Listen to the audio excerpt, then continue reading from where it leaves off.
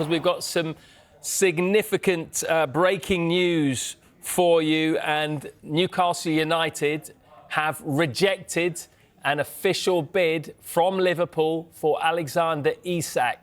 The offer is believed to be over £100 million, but hasn't reached Newcastle's valuation of the player. Newcastle do not want to sell, and they value Isak, as we heard from Keith Downey there, at around about £150 million. We will try and get Keith Downey back for you in the next few minutes and see what he's got to say about it. But, Dan, this is significant news, isn't it? We're hearing that the offer is over £100 million. Not quite sure how much more than that, but it's obviously short of £150 million.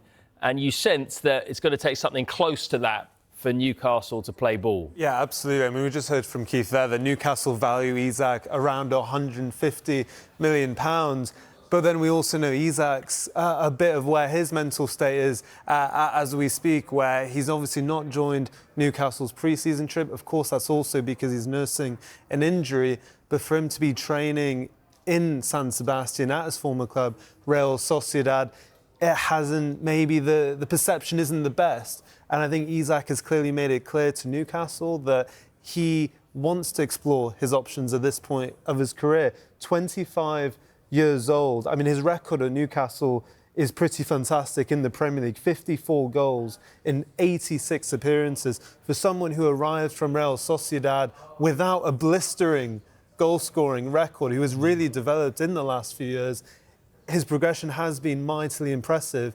And I imagine he probably looks at the interest of Liverpool and thinks they desperately need a number 9, not having just won the Premier League title, but that is the main gap in their squad. And if Liverpool is showing their interest as Premier League champions and potential Champions League contenders next season, you can perhaps understand why a little bit his head has turned and he may want to entertain an offer. Newcastle, though, might not be as tempted. I mean, Tim, do you think it's a huge deal, this, isn't it? Do you think it goes as far as to say if Liverpool get Alexander Isak, they will be red-hot favourites for the Premier League?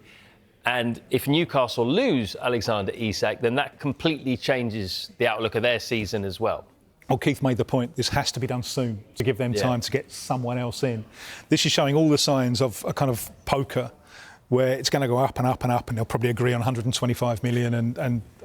Well, good luck to Newcastle trying to find someone, because those goals, they're hard to replace, aren't they? They're really, really hard to replace. Yeah, well, we heard there the options were possibly Sesko, possibly Wissa. And as you mentioned, Newcastle need to get this done quickly if he is to leave, because there might not be that many options left in terms of replacement. Their situation at the moment isn't great. As Keith mentioned, Callum Wilson, he's out of contract. He's not an option. Who has been playing in pre-season so far? It's been 21-year-old William Masula, and that is not ideal for a club who want to push on in the Champions League next season across all competitions. We saw how difficult it was for Newcastle a few years ago managing all of these competitions. It won't get any easier if you lose someone like Isak. And we already mentioned a bit earlier on, the extra context is they've already missed out on some key targets in that number 9 position, the likes of João Pedro, Hugo Ekitike, and the likes as well. Can I throw one more in there that they missed out on? Igor Jesus going to Nottingham Forest. We'll talk about him in a little bit. Yeah. But another one that maybe they should have been quicker off the starting blocks there. Yeah. Are you expecting Liverpool to come back in pretty quick with another offer here?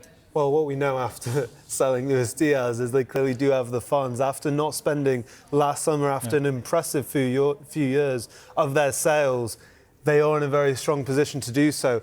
They're just going to have to determine how far they're willing to meet Newcastle's evaluation. It's the Ferguson playbook, isn't it? Spend big after you've won.